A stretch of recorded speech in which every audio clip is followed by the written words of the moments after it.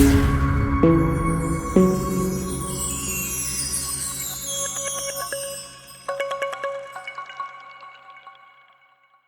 दोस्तों, नमस्कार। जिस अकेडमी में आप सभी का हार्दिक स्वागत एवं हार्दिक अभिनंदन है। चलिए, आज हम लोग संविधान की इस श्रृंखला में एक प्रैक्टिस सेट लेकर के आए हुए हैं जो टॉप 50 के नाम से है और आने वाले सभी एग्जामों के लिए यह सहायक सिद्ध होगा। तो चलिए शुरुआत करते हैं क्वेश्चन नंबर 1। तो आज के लिए क्वेश्चन नंबर 1 पहला क्या है, किसी राज्य का प्रथम विधिक अधिकारी कौन होता है। देखिए, जो राज्य का प्रथम अधिकारी होता है उसे हम लोग महाधिवक्ता बोलते हैं। इसे क्या बोलते हैं, महाधिवक्ता बोलते हैं। लेकिन बोलेगा भारत सरकार का प्रथम विधिक अधिकारी कौन होता है, तो भारत सरकार के प्रथम विधिक अधिकारी महान्यायवादी होते हैं। बातें समझ में आई। तो राज्य का प्रथम विधिक अधिकारी महाधिवक्ता होता है। ठीक, जैसे क्वेश्चन कर सकता है, यह जो महान्यायवादी है किस आर्टिकल में है, यह अनुच्छेद 76 में है। इसी तरीके से यदि क्वेश्चन पूछेगा महाधिवक्ता किस अनुच्छेद में है, तो आप क्या करिएगा, 76 में आप 89 जोड़ दीजिएगा और आंसर आ जाएगा। 9 6 15 और 8 7 15 116। इसका मतलब महाधिवक्ता का जो प्रावधान है यह अनुच्छेद 165 में है। बातें समझ में आई। सेंट्रल के कुछ ऐसे आर्टिकल, कुछ गिने चुने ऐसे आर्टिकल होते हैं जिनमें आप 89 जोड़ देते हैं तो वह स्टेट का आर्टिकल बन जाता है, लेकिन यह हर जगह लागू नहीं होता है। बातें समझ में आई। तो भारत सरकार का केंद्र का प्रथम विधिक अधिकारी महान्यायवादी अटॉर्नी जनरल, जबकि प्रथम विधिक अधिकारी राज्य का महाधिवक्ता होता है एडवोकेट जनरल। ठीक, दोनों का आर्टिकल हो गया। इसका आंसर आपका हो जाएगा बी। क्वेश्चन नंबर 2 देखिए, कह रहा है विधानसभा का सदस्य निर्वाचित हुए बिना कोई मंत्री किस अवधि तक अपने पद पर बना रह सकता है, 6 माह तक। 6 माह तक इसका क्या हो जाएगा, आंसर हो जाएगा। इसका मतलब क्या है, कोई भी व्यक्ति मान लीजिए विधानसभा का सदस्य नहीं है, मान लीजिए कोई व्यक्ति विधानसभा का सदस्य नहीं है, फिर भी वह मंत्री पद पर रह सकता है मैक्सिमम कितने दिन तक, 6 माह तक। 6 माह के अंदर उसे उस सदन का सदस्य बनना अनिवार्य है, नहीं तो मंत्री का पद क्या हो जाएगा, समाप्त हो जाएगा। इसका आंसर क्या हो जाएगा, 6 माह। बातें समझ में आई भाई। क्वेश्चन नंबर 3 क्या कहता है, भारत में संघ राज्यों का प्रशासन किसके द्वारा चलाया जाता है। देखिए, जो संघ राज्य क्षेत्रों का प्रशासन है किसके द्वारा चलाया जाता है, यह याद रखेंगे राष्ट्रपति के द्वारा चलाया जाता है। यह किसके द्वारा चलाया जाता है, राष्ट्रपति के द्वारा चलाया जाता है। बातें समझ में आई। क्वेश्चन नंबर 4 कह रहा है भारतीय संविधान का कौन सा भाग केंद्र शासित प्रदेशों से संबंधित है। देखिए, आपको बहुत सारी चीज़ें आपको पढ़ाई गई थी। देखिए, भाग 7 का कोई मतलब नहीं है, इसको हटा दीजिए यहाँ से। भाग 9 में आपको बताई गई थी क्या, भाग 9 में आपको पंचायत बताया गया था। भाग 9A में बताया गया था क्या, 9A में बताया गया था नगर पालिका। क्या बताया गया था, नगर पालिका। 9B में क्या बताया गया था, सहकारी समितियां। क्या बताया गया था, सहकारी समितियां। ये आपका 9 हो गया। ये 9 में ए में क्या हो जाएगा, ये 9A में आपका नगर पालिका हो जाएगा। 9B में सहकारी समितियां हो जाएंगी। भाग 8 में क्या हो जाएगा, भाग 8 में हो जाएगा क्या, केंद्र शासित प्रदेशों से संबंधित प्रावधान। इसका आंसर क्या हो जाएगा, सी हो जाएगा। 7 का जो प्रावधान था यह निरस्त हो चुका है या आप निरसित कह सकते हैं। बातें समझ में आई। क्वेश्चन नंबर 5 क्या है, भारतीय संविधान के किन अनुच्छेद में केंद्र शासित प्रदेश का उल्लेख किया गया है। देखिए, केंद्र शासित प्रदेश की बात करेंगे, यह अनुच्छेद 239 से लेकर के 241 तक में प्रावधान किया गया है। बातें समझ पाए। क्वेश्चन नंबर 6 देखिए, क्वेश्चन नंबर 6 क्या कहता है, पंचायत चुनाव करवाने हेतु निर्णय किसके द्वारा लिया जाता है।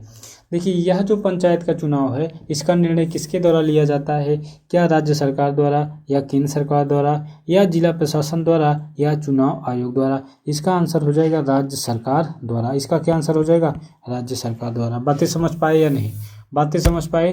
क्वेश्चन नंबर चलिए 7 की ओर चलते हैं। देखिए, यह पंचायत के बारे में कुछ और क्वेश्चन देख लीजिएगा। देखिए, पंचायत का जो भाग है ये भाग 9 में क्या है, भाग 9 में पंचायत के बारे में बताया गया है।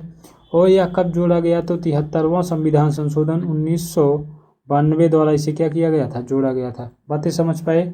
और इसमें क्या 11वीं अनुसूची में पंचायत शामिल है, 11वीं अनुसूची में पंचायत को शामिल किया गया। ओके, चलिए क्वेश्चन नंबर 7 कह रहा है ग्रामीण स्थानीय शासन स्वशासन का पंचायती राज नामांकन किस भारतीय नेता के सुझाव का परिणाम था? यह होगा आपका जवाहरलाल नेहरू, राजेंद्र प्रसाद, सरदार पटेल और महात्मा गांधी। इसका आंसर हो जाएगा फाइनल क्या? महात्मा गांधी। देखिए आपका यह अनुच्छेद 40 में भी बताया गया है। अनुच्छेद 40 में क्या बताया गया? पंचायत का गठन। अनुच्छेद 40 में क्या बताया गया? पंचायत का गठन। पंचायत कितने स्तर पर है? त्रिस्तरीय है। पंचायत कितने स्तर पर? त्रिस्तरीय है। और देखिए आगे अगर क्वेश्चन कुछ पूछेगा तो पूछेगा पंचायत का प्रावधान किस अनुसूची में है? 11वीं अनुसूची में है। किस भाग में है? तो भाग 9 में है। भाग 9 में है। बातें समझ में आई? यह था पंचायत से रिलेटेड चीजें। क्वेश्चन नंबर 8 देखिए, क्वेश्चन नंबर 8 कहता है भारतीय संविधान में निम्नलिखित में से किसके अंतर्गत पंचायती राज प्रणाली की व्यवस्था की गई थी? देखिए जो मौलिक कर्तव्य है ये मौलिक कर्तव्य में तो शामिल नहीं था, क्योंकि देखिए मौलिक कर्तव्य की संख्या कितनी है अभी वर्तमान में? मौलिक कर्तव्य की संख्या वर्तमान में कितनी है? 11 है। और यह सरदार स्वर्ण सिंह की सिफारिश पर लाया गया था। सरदार स्वर्ण सिंह की सिफारिश पर क्या किया गया था? मौलिक कर्तव्य बनाए गए थे। मौलिक कर्तव्य पहले 10 हुआ करते थे, वर्तमान में कितने हैं? 11 मौलिक कर्तव्य हैं। और 11वां मौलिक कर्तव्य क्या है? प्रत्येक व्यक्ति को या प्रत्येक माता पिता को अपने 6 से 14 वर्ष तक के बच्चों के लिए निःशुल्क एवं अनिवार्य शिक्षा का प्रावधान ये जोड़ा गया था 86वां संविधान संशोधन 2002 द्वारा। इसी तरीके से कह रहा है मूल अधिकार का जो प्रावधान है यह अनुच्छेद 12 से लेकर के 35 तक में शामिल किया गया है और भाग 3 में है। ये मौलिक अधिकार में भी आपके पंचायत से संबंधित चुनाव नहीं था। इसके बाद चुनाव आयोग अधिनियम की बात करेंगे तो चुनाव आयोग अधिनियम भी ये सारी बातें नहीं हैं। यह जो पंचायती राज प्रणाली है यह आपका डीपीएसपी में है। और डीपीएसपी में हमने बताया कि कहाँ पर है, तो यह अनुच्छेद 40 में बताया गया है पंचायत का गठन। तो डीपीएसपी क्या है? डीपीएसपी की बात करेंगे तो यह अनुच्छेद 36 से लेकर 51 तक में शामिल है और यह भाग 4 में है। ठीक, यह भाग 4 में है, 36 से 51 तक है। अनुच्छेद 40 में बताया गया है कि पंचायत का गठन, अर्थात यह डीपीएसपी का भाग है। ठीक, क्वेश्चन नंबर 9 देखिए, कहता है पंचायती राज किस सूची का विषय है? देखिए पंचायत पर कानून केंद्र सूची आपकी बनाएगी नहीं, या संघ सूची नहीं बनाएगी, सम्मति सूची भी नहीं बनाती है। पंचायत पर सिर्फ और सिर्फ कानून कौन बनाता है? राज्य सूची। या पंचायत किसका विषय है? राज्य सूची का। समझ में आई बात? क्वेश्चन नंबर 10 क्या कहता है? भारत में राष्ट्रीय पंचायत दिवस कब मनाया जाता है? क्या 26 जनवरी को? बिल्कुल नहीं मनाया जाता। 2 अक्टूबर? बिल्कुल नहीं मनाया जाता। यह मनाया जाता है 24 अप्रैल को और इसका आंसर क्या हो जाएगा? 24 अप्रैल फाइनल। क्वेश्चन नंबर 11 क्या कहता है? एक व्यक्ति पंचायत का चुनाव लड़ सकता है यदि उसमें पूर्ण कर ली हो क्या 30 वर्ष की आयु? नहीं, 25 वर्ष, 21 वर्ष। ये आपका क्या हो जाए? 21 वर्ष। देखिए 30 वर्ष की आयु की बात करेंगे तो 30 वर्ष आयु आप यदि विधान परिषद के सदस्य बन पा रहे हैं या बनने जा रहे हैं, या इसी तरीके से राज्यसभा, यदि आप विधान परिषद और राज्यसभा के सदस्य बनने जा रहे हैं तो आपकी आयु 30 वर्ष होनी चाहिए। 18 वर्ष की बात करेंगे तो आपको मतदान का अधिकार, 18 वर्ष की आयु यदि हो गई है तो आपको क्या है? मतदान का अधिकार है। 25 वर्षों की आयु बोलेंगे तो 25 वर्ष की आयु क्या कहेगी? 25 वर्ष की आयु क्या कहती है? यह कहती है कि आप यदि विधानसभा के सदस्य और यदि आप लोकसभा के सदस्य बनना चाहते हैं तो आपकी एज कितनी होनी चाहिए? आपकी एज कितनी होनी चाहिए? 25 वर्ष। और यदि आप राष्ट्रपति बनने जा रहे हैं और उपराष्ट्रपति बनने जा रहे हैं और राज्यपाल, तो इन तीनों के लिए आपकी एज कितनी होनी चाहिए? 35 वर्ष होनी चाहिए। क्या समस्त बातें समझ में आई? तो पंचायत का चुनाव लड़ सकता है वह व्यक्ति, ग्राम प्रधान बन सकता है पंचायत में 21 वर्ष की आयु में। ठीक, क्वेश्चन नंबर 12, किस संविधान संशोधन के अंतर्गत ग्राम पंचायत में महिलाओं के लिए 1/3 सीटों का आरक्षण किया गया? देखिए महिला का जो आरक्षण है वह 73वां संविधान संशोधन 1992 द्वारा महिला के लिए 1/3 का प्रावधान किया गया था रिजर्वेशन का। बातें समझ पाए? क्वेश्चन नंबर 13, भारत सरकार द्वारा सामुदायिक विकास योजना की शुरुआत कब की गई थी? देखिए यह जो सामुदायिक विकास है यह इसकी शुरुआत 1952 में की गई थी। ठीक, इसके बाद क्वेश्चन कह रहा है नगर निगम। जो नगर निगम होता है, नगर निगम के अध्यक्ष को क्या बोलते हैं? मेयर बोलते हैं, या इन्हें महापौर भी कहा जाता है। देखिए चेयरमैन बोलेंगे तो नगर पालिका जो अध्यक्ष होते हैं, और जो आपके नगर पंचायत के जो अध्यक्ष होते हैं उन्हें हम चेयरमैन बोलते हैं। लेकिन मेयर या महापौर जो नगर निगम होते हैं इसके अध्यक्ष को बोलते हैं। निम्नलिखित में से संविधान का कौन सा भाग नगर पालिका से संबंधित है? देखिए भाग 9 की बात करेंगे तो भाग 9 में पंचायत है, भाग 9A में क्या है? नगर पालिका है, भाग 9B में क्या है? सहकारी समितियां हैं। तो इसका फाइनल आंसर 9A हो जाएगा। बातें समझ पा रहे हैं या नहीं। क्वेश्चन नंबर 16, निम्नलिखित में से कौन से भारतीय संविधान का देखिए क्वेश्चन कितना अच्छा है। मतलब क्वेश्चन क्या कह रहा है कि भारतीय संविधान का अभिरक्षक, इसका मतलब है कि भारतीय संविधान को कौन बचाता है। भारतीय संविधान को कौन बचाता है कि आप ये नियम गलत बनाए हैं, ये आप सुप्रीम कोर्ट बताएगा। कैसे, देखिए जैसे मान लीजिए किसी भी व्यक्ति के फंडामेंटल राइट का उल्लंघन हो गया, तो फंडामेंटल राइट के उल्लंघन पर आप सुप्रीम कोर्ट जा सकते हैं आर्टिकल 32 के तहत। इसी तरीके से आप हाई कोर्ट जा सकते हैं 226 के तहत। तो वहाँ पे किसी भी व्यक्ति के यदि मूल अधिकार का हनन हुआ होगा तो वहाँ पे क्या की जाती है, वहाँ पे सुनवाई की जाएगी। सुनवाई की जाएगी या नहीं, इसका मतलब है कि किसी भी व्यक्ति के, मतलब आप कोई भी काम आप गैर संवैधानिक कर रहे हैं तो वह क्या होगा, उच्चतम न्यायालय द्वारा, मतलब यह संविधान की रक्षा कर रहे हैं। समझ पा रहे हैं बात को नहीं। तो संविधान की व्याख्या भी कौन करेंगे, उच्चतम न्यायालय करेंगे, लेकिन संविधान का रक्षक भी कौन करेंगे, आपके उच्चतम न्यायालय। ठीक, कोई भी ऐसा काम नहीं करेंगे जो संविधान के अगेंस्ट हो। बातें समझ में आई। ये है आपका भारत का उच्चतम न्यायालय। कह रहा भारत में न्यायपालिका कितने स्तर पे है। देखिए भाई, भारत में जो न्यायपालिका है 3 स्तर पे है। एक आपका क्या हो जाएगा, एक आपका देखा उच्चतम न्यायालय हो जाएगा, उच्चतम न्यायालय। देखिए उच्चतम न्यायालय क्या है, ये आपका पूरे भारत में, ये पूरे भारत में आपके उच्चतम न्यायालय काम करेंगे। मतलब उच्चतम न्यायालय द्वारा दिया गया निर्णय उच्च न्यायालय में पर भी लागू होंगे और आपका जिला न्यायालय पर भी लागू होंगे। बातें समझ पा रहे हैं कि नहीं। इसी तरीके से हर राज्य के लिए क्या होगा, उच्च न्यायालय होगा। हर राज्य के लिए क्या होगा, उच्च न्यायालय होगा। इसलिए देखिए राज्य की देखरेख कौन करेगा, उच्च न्यायालय करेगा। अब ऐसा तो नहीं है कि हर मैटर पे हम डायरेक्ट उच्चतम न्यायालय ही जाएं। मतलब अगर फंडामेंटल राइट का कोई मामला है तो डायरेक्ट हम उच्चतम न्यायालय जा सकते हैं, लेकिन यदि और कोई मामला है तो डायरेक्ट उच्चतम न्यायालय नहीं जा सकते हैं। बातें समझ पा रहे हैं। इसी तरीके से आपका क्या हो जाएगा, जिला स्तर पे क्या हो जाएगा, जिला न्यायालय हो जाएगा। बातें समझ में आ रही। इसलिए इसका क्या कितना स्तर होता है, 3 स्तर होता है। ये आपका फाइनल आंसर 3 स्तर हो जाएगा। ठीक, सर्वोच्च न्यायालय के न्यायाधीश, सर्वोच्च न्यायालय के न्यायाधीश किस आयु में सेवानिवृत्त होते हैं, ये 65 वर्ष की आयु। ठीक, 65 वर्ष। कह रहा उच्च न्यायालय की रिट जारी करने की शक्ति किस अनुच्छेद के अंतर्गत है। देखिए अगर बात करेगा इसका तो हो जाएगा अनुच्छेद 226।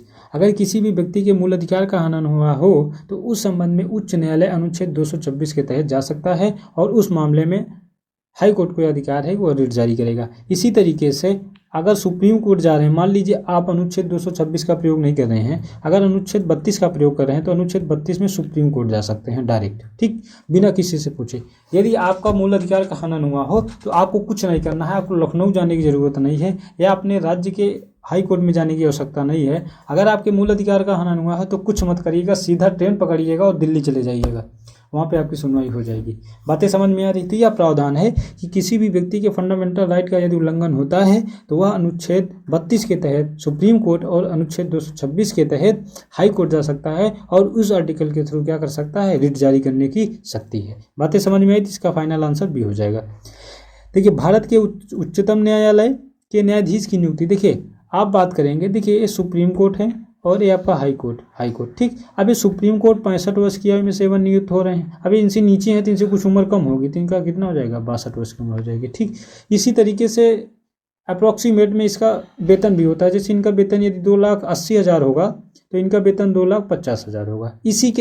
इसी के आसपास होता है, एक सिस्टम से होता है इसका वेतन। ठीक, ये इसी तरीके से होता है, एग्जैक्ट इतना नहीं होता है लेकिन इसी के आसपास ही होता है। सॉरी, क्वेश्चन नंबर 20 कहता है उच्चतम न्यायालय के न्यायाधीश की नियुक्ति कौन करता है। देखिए उच्चतम न्यायालय के न्यायाधीश की नियुक्ति के बारे में बात करेंगे तो यह राष्ट्रपति करें। चाहे उच्चतम न्यायालय के न्यायाधीश हों चाहे उच्च न्यायालय के न्यायाधीश हों, नियुक्ति कौन करेंगे, भारत के राष्ट्रपति। ठीक, कह रहा वर्तमान राज्य में कुल कितने उच्च न्यायालय स्थापित हैं। देखिए अभी कितने हैं, 25 हैं। अभी कितने हैं, 25 हैं।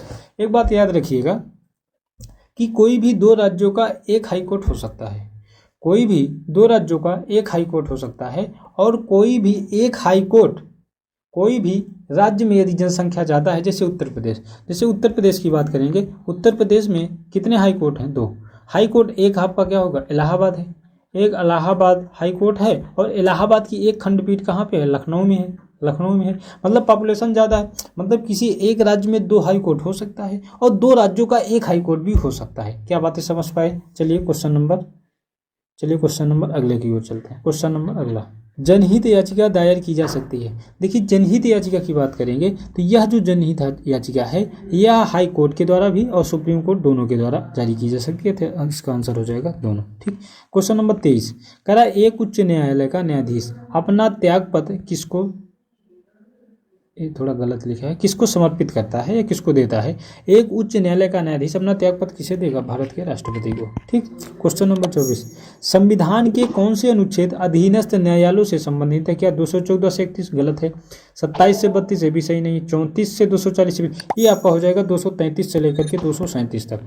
क्वेश्चन नंबर 25 कहता है मूल अधिकारों का संरक्षण करना किस न्यायालय के क्षेत्राधिकार में आता है? देखिए, अगर इस तरीके का कोई क्वेश्चन है तो देखिए मूल अधिकार का यदि कोई भी मामला है तो इसका संरक्षण, इसका फंडामेंटल राइट का संरक्षण सुप्रीम कोर्ट भी करेगा और हाई कोर्ट करेगा, और दोनों के अलग अलग क्या है? आपके आर्टिकल हैं। दोनों के अलग अलग क्या है? आर्टिकल हैं। अर्थात फंडामेंटल राइट, मूल अधिकार का संरक्षण ए और बी दोनों करेंगे, मतलब सर्वोच्च न्यायालय भी करेगा और उच्च न्यायालय भी करेगा। कह रहा उच्च न्यायालय के न्यायमूर्ति की सेवानिवृत्ति की है। देखिए उच्च न्यायालय अभी आपको बताए थे, ये आपका क्या हो जाएगा? 62, लेकिन 65 की बात करेंगे तो सुप्रीम कोर्ट।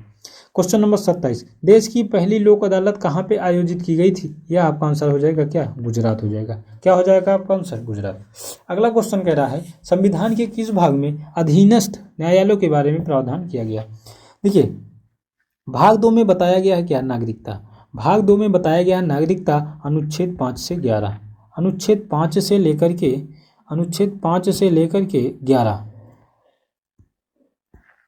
अनुच्छेद 5 से 11 तक में बताया गया है नागरिकता। भाग 7 का कोई मतलब नहीं है, इसको यहाँ से हटा दीजिए। भाग 9 की बात करेंगे तो भाग 9 में क्या बताया गया? पंचायत बताया गया। भाग 9 में क्या बताया गया? पंचायत बताया गया। इसके बाद भाग 6 की बात करेंगे तो भाग 6 में राज्य बताया गया है, तो ये राज्य में ही आपका क्या आ जाएगा?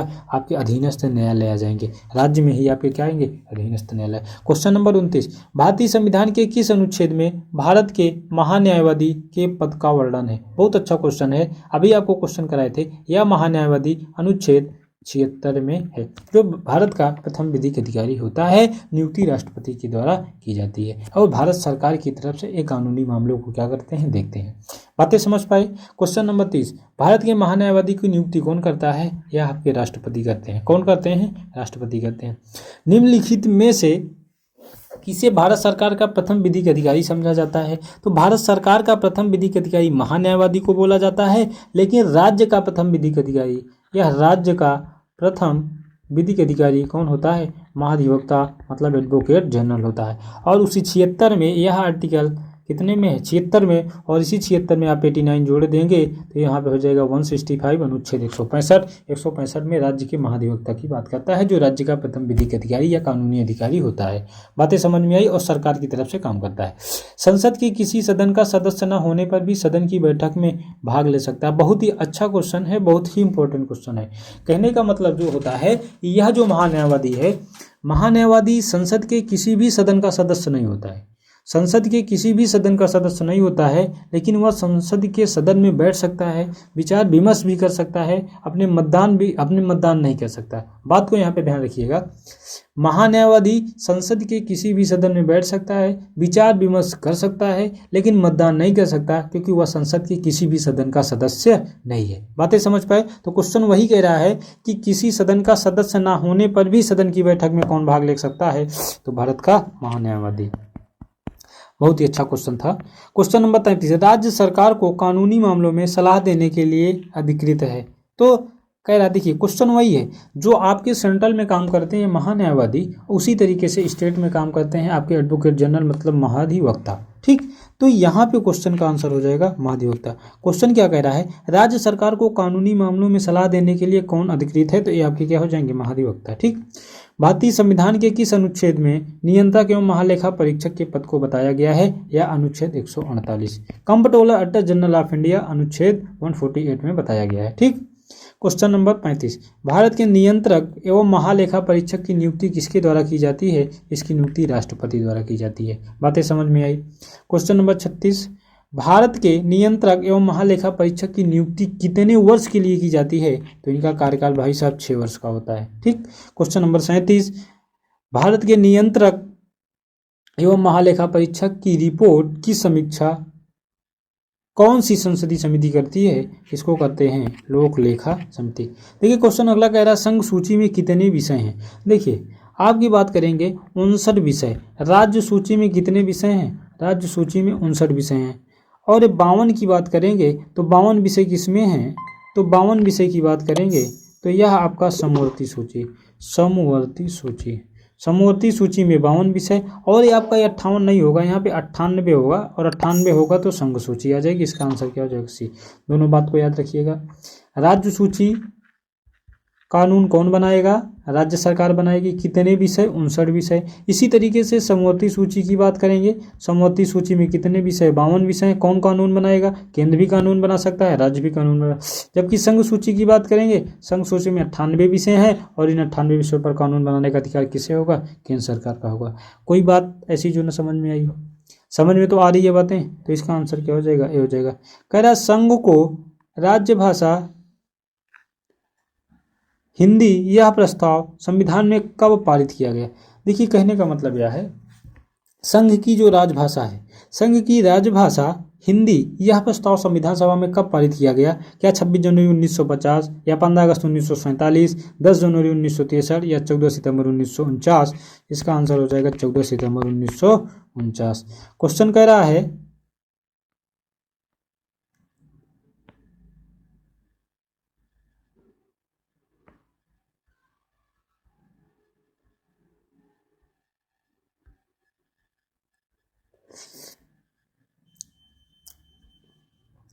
अंतर्राष्ट्रीय मानवाधिकार दिवस कब मनाया जाता है?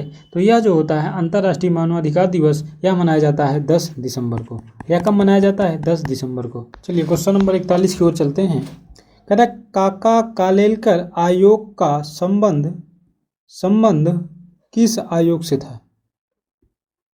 किस आयोग से था? देखिए, काका कालेलकर आयोग का संबंध ये राष्ट्रीय पिछड़ा आयोग से था। इसका क्वेश्चन का आंसर ए हो जाएगा। क्वेश्चन नंबर कह रहा 42, राष्ट्रीय पिछड़ा वर्ग आयोग का गठन की शक्ति किसे है?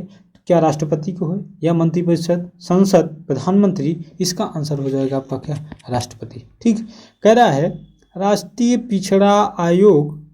पिछड़ा वर्ग आयोग की स्थापना कब की गई थी? यह किया गया था क्या 12 अगस्त 1993 को, क्या 16 अगस्त 1993, 6 अगस्त 1993, या 14 अगस्त 1993? एक चीज़ तो यहाँ से कन्फर्म ही हो गई कि इसका गठन तो 1993 में हुआ था, लेकिन इसका गठन किस तारीख को हुआ था? याद रखेंगे, इसका गठन हुआ था 14 अगस्त 1993 को हुआ था। निम्नलिखित में से कौन सी भाषा संविधान की 8वीं अनुसूची में शामिल नहीं है? आपको सारी बातें, आप कभी भी भाषा का यदि आप देखे होंगे कोई क्लास, या आप एग्जिस्ट एकेडमी के यूट्यूब चैनल पर जब जाएंगे तो वहाँ पर अनुसूची की पूरी फुल वीडियो आपकी एक क्लास में दी गई है। पूरी अनुसूची एक ही क्लास में समझाई गई है। वहाँ पे 8वीं अनुसूची को भी डिटेल में चर्चा किया गया है। तो वहाँ पे जब जाएंगे तो 8वीं अनुसूची क्या बताती है? तो 8वीं अनुसूची भाषा के बारे में। कितनी भाषा बताती है? 22 भाषा के बारे में। जब संविधान सभा का पहले, या आप कह सकते हैं इसमें पहले मूल संविधान में कितनी भाषा थी? यहाँ पे कितनी भाषा थी? 14 भाषा। बाद में अमेंडमेंट के तहत कितनी भाषा जोड़ी गई? 8 भाषा। तो अभी टोटल भाषा कितनी है? 22 भाषा।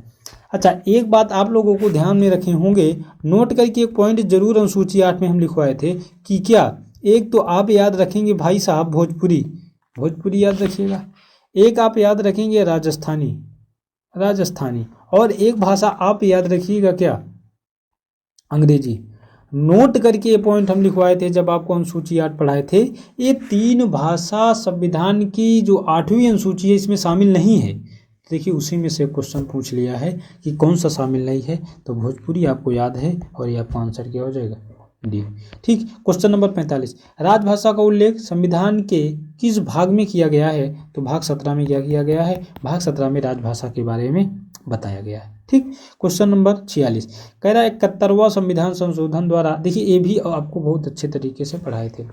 एक आपका अमेंडमेंट बताए थे 21 और एक 71, और दोनों को जोड़ देंगे तो क्या हो जाएगा? 92वां हो जाएगा। 21 और 71 दोनों को जोड़ देंगे, ये हो जाएगा 92वां संशोधन। ठीक, ये हो जाएगा 92वां। ये आपका संशोधन हुआ था 1967 में, और ये संशोधन हुआ था 1992 में, और ये संशोधन हुआ था 2003 में। इसके तहत आपकी एक भाषा जोड़ी गई थी, और इसके तहत 3 भाषा जोड़ी गई थी, और इसके तहत आपकी 4 भाषा जोड़ी गई थी। यही 8 भाषाएं टोटल बाद में जोड़ी गई थी। तो 21वें संशोधन के तहत कौन सी भाषा जोड़ी गई थी? सिंधी भाषा जोड़ी गई थी, लेकिन एक क्वेश्चन नहीं पूछा है। एक आपका 71वां के तहत क्या जोड़ा गया था? नेपाली मणिपुरी और कोंकणी। नेपाली, मणिपुरी और कोंकणी को जोड़ा गया था, ये 3 भाषा। अब इसमें जोड़ा गया था बोडो, डोंगरी, मैथिली और ये संथाली। मैथिली और ये संथाली, ये 4 भाषा जोड़ी गई थी। तो अब यही क्वेश्चन आपसे पूछा गया है कि 71वां जो अमेंडमेंट हुआ था इसके तहत कौन सी भाषा जोड़ी गई थी। तो 71वां अमेंडमेंट 1992 में 3 भाषा नेपाली, मणिपुरी, कोंकणी। अब मैच करा दीजिए, नेपाली कहाँ पे है, मणिपुरी, ये आपका यही आंसर हो जाएगा, ये आपका यही आंसर हो जाएगा। ठीक, क्वेश्चन नंबर 47। क्वेश्चन नंबर 47 क्या कहता है, देखिए आप चर्चा कर देते हैं। ये आप लोग भाग 1 पढ़े होंगे। भाग 1 में क्या बताया गया है, संघ एवं इसके राज्य क्षेत्र। संघ एवं इसके राज्य क्षेत्र, राज्य क्षेत्र। ठीक, और यह जो अनुच्छेद 1 से लेकर के 4 तक में शामिल है। देखिए वही क्वेश्चन कह रहा है अनुच्छेद 1 क्या है। देखिए अनुच्छेद 1 को आप लोगों को बहुत अच्छे से समझाया गया होगा। भारत अर्थात इंडिया, भारत अर्थात इंडिया क्या है, राज्यों का संघ है या समूह है, बताइए। भारत अर्थात इंडिया राज्यों का एक संघ है। जहां कहीं भी लिखा है क्या भारत अर्थात इंडिया राज्यों का एक समूह है, आप लगा दीजिए नहीं, समूह नहीं है। ठीक, देखिए भारत अर्थात इंडिया राज्यों का एक संघ है, मतलब यूनियन है, लेकिन समूह नहीं होगा। ठीक, मतलब क्या है, देखिए यहाँ पे 2 शर्तें हैं। 2 शर्तें कौन कौन सी हैं। एक शर्त तो आप लोगों को पता है कि भारत में किसी भी राज्य के सहयोग से भारत का संघ नहीं बनाया गया है, या किसी भी राज्य के समझौते से भारतीय संघ का निर्माण नहीं किया गया है। बातें समझ पा रहे हैं। जैसे अमेरिका में हुआ करता है। अमेरिका में कैसे हुआ करता था कि जैसे सभी राज्य मिल करके बोले चलिए ठीक है, हम लोग एक राज्य मिल करके समझौते से चलिए एक देश बनाते हैं, इसलिए उसे संयुक्त राज्य अमेरिका बोला जाता है, ना कि संयुक्त राज्य भारत इसे बोला जाता है। बातें समझ में आई या नहीं। तो भारत में राज्यों के किसी भी समझौते से भारतीय संघ का निर्माण नहीं किया गया है। बातें समझ पा रहे हैं नहीं। एक शर्त आपकी यह थी कि जो संघ है, ये संघ में आज 28 राज्य हैं, तो संघ से ये 28 राज्य अलग नहीं हो सकते, नहीं हो सकते। क्या बातें समझ पा रहे हैं नहीं। संघ से कोई भी राज्य अलग नहीं हो सकता। इसका मतलब यह है कि कोई भी व्यक्ति कभी कहे, उदास हो जाए इस भारत में कि भाई बेरोजगारी बहुत है, खाने पीने को मिल नहीं रहा है, भ्रष्टाचार बहुत ज़्यादा है, और लोग कहें चलिए ठीक है यार एक काम करिए, चलिए हम यूपी वाले हैं या बिहार वाले हैं, चलिए अपने एक राज्य को एक देश बना लिया जाए, या अलग हो जाइए, अलग होकर एक देश बना लीजिए। ऐसा संभव नहीं है, क्योंकि अनुच्छेद 1 ये कहता है कि संघ से कोई राज्य अलग नहीं हो सकता है। बातें समझ पाए। यह था अनुच्छेद 1। अनुच्छेद 1 के बारे में और सारी डिटेल है, लेकिन यदि आप लोगों को इससे भी ज़्यादा डिटेल पढ़नी है तो एग्जिस्ट एकेडमी के यूट्यूब चैनल पर जाएं और वहाँ पे पॉलिटी बाय आलोक सर के नाम से सर्च करेंगे तो वहाँ पे भाग 1 को बहुत विस्तृत चर्चा किया गया है। बातें समझ पाए या नहीं। चलिए अब कह रहा है आपका, अब अनुच्छेद 2। देखिए अनुच्छेद 2 क्या कहता है। अनुच्छेद 2 कहता है नए राज्यों का प्रवेश। देखिए अनुच्छेद 2, नए राज्यों का प्रवेश भारतीय संघ में, भारतीय संघ में नए राज्यों का प्रवेश। और ऐसा कौन काम करेगा। ऐसा काम संसद विधि बनाकर करती है, बिना विधि के ऐसा कोई काम नहीं होगा। पहले बात को समझिएगा, भारतीय संघ में नए राज्यों का प्रवेश। तो देखिए एक चीज़ें होती हैं भारत के राज्य क्षेत्र, एक होता है भारत के राज्य क्षेत्र, और एक बातें होती हैं भारतीय संघ। ठीक, 2 बातें समझना है। भारतीय संघ, देखिए आप लोगों को यह चीज़ें हम बार बार एक बार पढ़ाते समय आपको क्या करते हैं, एक बार जरूर रिवीजन करते हैं। देखिए भारतीय राज्य क्षेत्र की बात करते हैं तो इसमें सभी राज्य शामिल होते हैं, इसमें सभी राज्य शामिल होते हैं, इसमें सभी यूटी आते हैं, सभी यूटी शामिल होते हैं, और वे क्षेत्र जिसको कभी भी अर्जित किया जाए या अर्जन किया जाए या अधिगृहित किया जाए। तो भारत के राज्य क्षेत्र में 3 प्रकार की कैटेगरी होती है, जिसमें सभी 28 राज्य शामिल होते हैं। सभी 28 राज्य शामिल होते हैं। जैसे ही आप कहेंगे राज्य की बात तो यूपी कहेंगे तो यहाँ पे लिखेंगे, बिहार कहेंगे, महाराष्ट्र कहेंगे, गोवा कहेंगे तो हम लोग कहाँ राज्य में लिखेंगे। अगर कह देंगे दिल्ली तो दिल्ली कहाँ लिखा जाएगा, ए आपका लिखा जाएगा यहाँ पे यूटी में। इसी तरीके से हम कह देंगे अंडमान निकोबार, दादरा नगर हवेली, दमन दीप, लक्षद्वीप, ये सारी चीज़ें कहाँ पे लिखी जाएंगी, यूटी में। और अर्जित क्षेत्र का मतलब होता है ऐसे क्षेत्र जिसे कभी भी भारत सरकार द्वारा अधिग्रहण किया गया हो, अधिगृहित किया गया हो। जैसे संविधान लागू होने के बाद दमनदीप, पांडुचेरी, ऐसे गोवा, बहुत सारे क्षेत्र को अधिगृहित किया गया था। तो ये आपका अनुच्छेद 2। जबकि भारतीय संघ की बात करेंगे तो इसमें सभी राज्य आते हैं। इसमें सभी राज्य मतलब इसमें सभी राज्य का मतलब है केवल, इसमें केवल राज्य आते हैं। और कितने राज्य शामिल हैं, 28 राज्य। तो नए राज्यों का प्रवेश का मतलब यह होता है कि जो भारतीय संघ का पहले से हिस्सा नहीं है, जो भारतीय संघ का पहले से हिस्सा नहीं है, वो यदि जुड़ेंगे तो अनुच्छेद 2 के तहत जुड़ेंगे। इसका सबसे जीता जाता एक एग्जाम्पल आपका क्या हो जाएगा, सिक्किम हो जाएगा। सिक्किम हो जाएगा, जो भारतीय संघ का पहले हिस्सा नहीं था। मान लीजिए भारत के बाहर कोई पड़ोसी देशी रियासत है या कोई राज्य है, भारत में मिलना चाहे तो वह अनुच्छेद 2 के तहत मिलेगा। बातें समझ में आई। तो भारतीय संघ में नए राज्यों का प्रवेश जो पहले से भारतीय संघ का हिस्सा नहीं था, यह अनुच्छेद 2 के अंतर्गत। लेकिन ऐसा काम संसद विधि ही बनाकर करेगी, अपने मन से कोई काम नहीं करेगी। क्या अनुच्छेद 2 अच्छे से समझ में आया? अब चलिए अनुच्छेद 3 की ओर। देखिए अनुच्छेद 3 क्या कहता है। अनुच्छेद 2 और 3 आप लोगों को एक जैसा लगता है, लेकिन देखिए अनुच्छेद 3 का मतलब क्या होता है, नए राज्यों का गठन। नए राज्यों का गठन। अनुच्छेद 2 का सारा प्रावधान जो भारतीय संघ में नहीं था उनका था, लेकिन अनुच्छेद 3 का जो प्रावधान होगा यह भारतीय संघ का हिस्सा होगा। जैसे सबसे अच्छा एग्जाम्पल, आप यदि उत्तर प्रदेश है तो उत्तर प्रदेश में कोई परिवर्तन करना है, तो उत्तर प्रदेश में यदि कोई भी परिवर्तन करेंगे तो कोई भी परिवर्तन का मतलब यह है कि मान लीजिए उत्तर प्रदेश का क्षेत्रफल आपको बढ़ा दिया जाए, या क्षेत्रफल को क्या कर दिया जाए, घटा दिया जाए, घटाकर कोई परिवर्तन करें, या उत्तर प्रदेश का नाम बदल करके कोई अच्छा नाम रख दें और कोई दूसरा नाम रख दें, या इसकी सीमा में कोई परिवर्तन करें। इस तरीके का समस्त काम अनुच्छेद 3 के तहत होगा। जैसे मान लीजिएगा, सबसे पहले आप समझिएगा, उत्तर प्रदेश का कभी भी एक नाम हुआ करता था क्या, संयुक्त प्रांत हुआ करता था नहीं, लेकिन बाद में या कब क्या बन गया, उत्तर प्रदेश बन गया। इसका मतलब है कि अनुच्छेद 3 में भारतीय संघ का जो पहले से हिस्सा है उसमें कोई परिवर्तन करना है। तो उत्तर प्रदेश से हम लोगों ने क्या बनाया था, उत्तराखंड बना लिया था। इसी तरीके से हम लोगों ने बिहार से क्या बनाया, झारखंड बना लिया। इसी तरीके से आंध्र प्रदेश से हमने क्या बना लिया, तेलंगाना बना लिया। तो भारत के